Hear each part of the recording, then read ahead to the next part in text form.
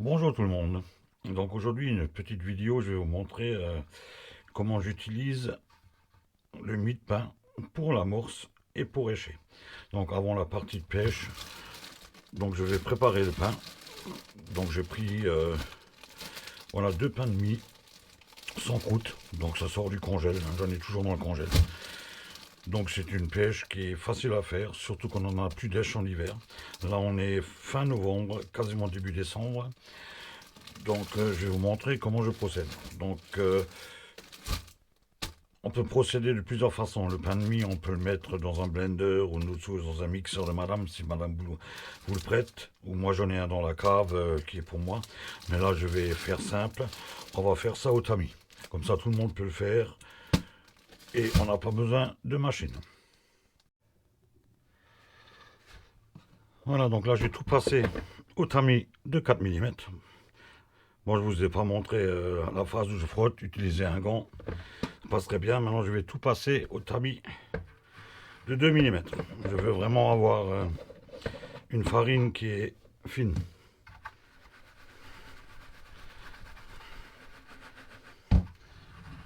Voilà, je vais passer tout. Voilà, ça passe très bien.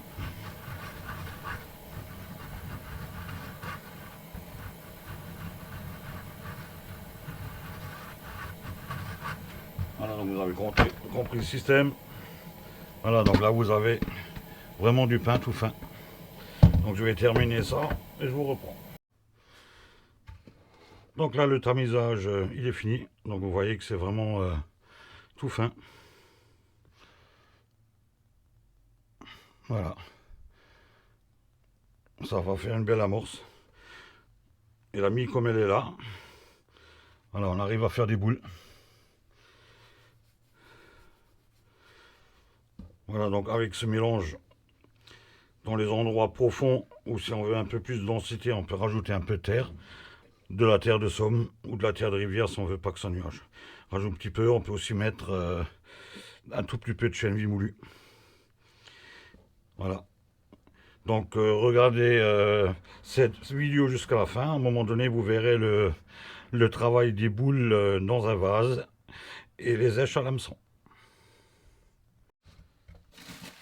Donc j'ai mis pour faire une boule dans un petit bac.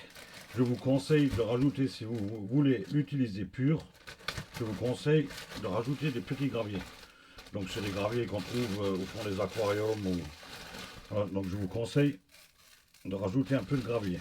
Parce que sinon le pain seul risque de flotter. Ou il faut légèrement le mouiller avec de l'eau ou rajouter un tout petit peu de terre. Voilà, mais si vous voulez l'utiliser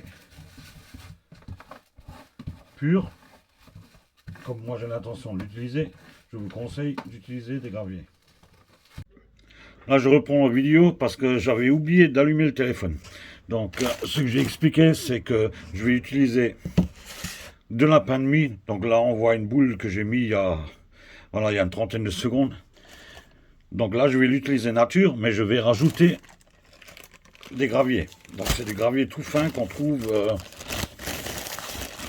pour le fond des aquariums. Hein. C'est vraiment tout fin. Voilà. On peut aussi on peut y mettre de la terre. Parce que si vous utilisez la mie de pain telle qu'elle, elle va flotter. Ça, je vous le garantis que ça va flotter. Donc là, je fais une petite boule avec du gravier. Donc je vais refaire une boule. Et on va voir comment elle va travailler. Donc je vais bien la serrer. Voilà, et je vais la plonger dans l'eau. On y va.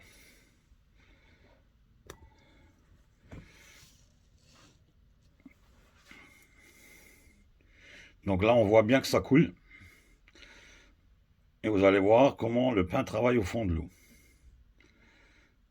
Voilà, et là, j'ai que rajouté des graviers, rien d'autre. On peut y mettre un peu de chènevis, mais là, il faudra également mettre des graviers ou utiliser un peu de terre, de la terre de Somme ou de la terre de rivière, si on veut que ça nuage plus ou moins. Si vous voulez l'utiliser nature pour avoir quelque chose de blanc au fond, donc vous l'utilisez tel quel. Donc on voit très bien que le pain de mie, tout seul, il travaille. Il n'y a aucun problème.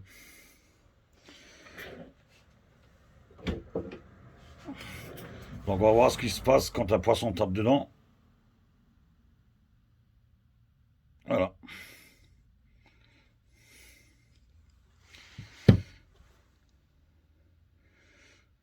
Le pain de mie remonte en surface et il descend. Voilà, et ça continue de travailler. Regardez, ça fait un beau tapis sur le fond. Dans la vidéo suivante, je vais vous montrer qu'est-ce qui se passe quand on plonge le pain de mie, les noquettes de pain de mie que j'ai passé 30 secondes de micro-ondes et aplati avec un rouleau. On va mettre ça sur un hameçon et on va refaire une vidéo. Et on va voir qu'est-ce qui se passe. Donc là, j'ai pris un hameçon de 20 et j'ai mis une petite noquette de 4 mm. Voilà, je vais la plonger dans l'eau et on va voir ce qui se passe. Voilà, donc on voit bien que ça coule. Voilà, et on va attendre un peu et on va voir ce qui se passe. On va voir si ça gonfle. C'est toujours bon de savoir comment que ça se passe dans l'eau. C'est très important. Ouais, là, on le voit bien.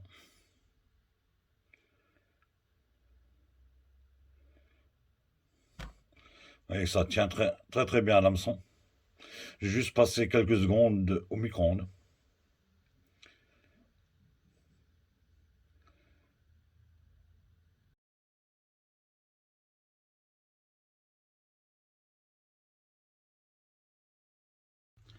Je vous conseille, si vous n'utilisez pas tout de suite, de le mettre sous vide dans les sacs. Voilà, c'est des sacs sous vide. Voilà. Là, vous pouvez les garder 15 jours à 3 semaines dans le frigo sans aucun souci. Mais pour une conservation de longue durée, voilà, vous le mettez dans le congèle.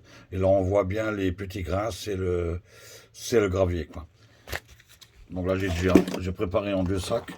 Donc là, je vais préparer le deuxième sac avec la machine sous vide qui va bien.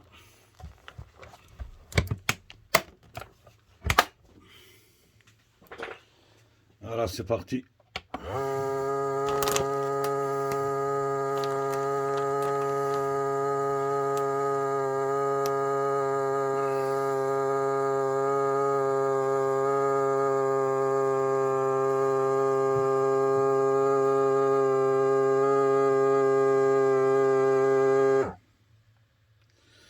Voilà, donc là, il va reprendre pour souder.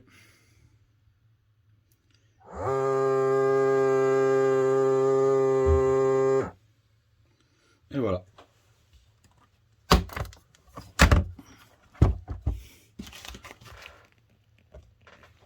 Parce que si vous ne le mettez pas tout de suite dans un sachet sous vide ou autre, le pain il va dessécher et vous n'arriverez plus à former des boules.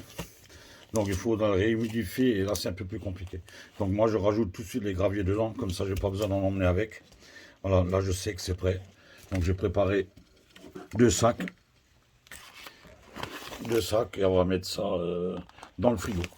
Et le pain de mie que j'ai passé au micro-ondes, n'oubliez pas de le mettre dans un film alimentaire. Si vous ne le mettez pas dans un film alimentaire, il va sécher. Même en cours de pêche, il faut le laisser dans le film alimentaire. Il n'y a rien de mieux. Comme ça, vous n'aurez pas de soucis. Voilà, donc je vous dis ciao, à une prochaine fois.